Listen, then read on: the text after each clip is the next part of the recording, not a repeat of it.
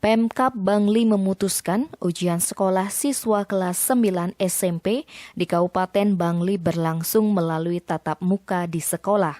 Hari pertama ujian pada Senin 29 Maret, sebanyak 25 orang siswa tidak hadir dari total 3.539 peserta ujian.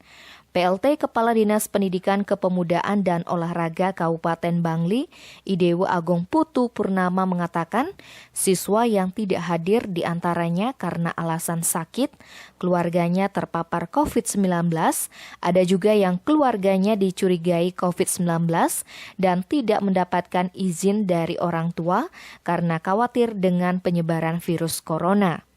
Bagi Agung Purnama, sejak awal memutuskan tatap muka, dinas memang tidak memaksa semua siswanya untuk hadir.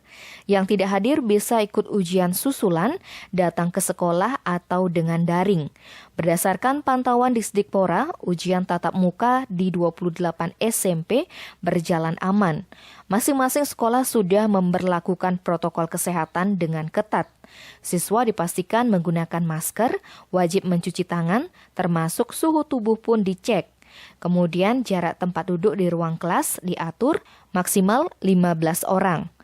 Tidak itu saja, kedatangan siswa juga diatur supaya tidak terjadi kerumunan. Termasuk saat pulang, siswa diminta tidak bergerombol di jalan. Selama di sekolah, siswa juga dilarang keluar ruangan. Saat makan atau minum tetap berada di ruangan. Siswa juga diingatkan untuk membawa makanan dan minuman dari rumah, sehingga tidak ada alasan keluar ruangan. Aturan ini diterapkan selama ujian yang berlangsung selama 6 hari. Tim Bali Express melaporkan.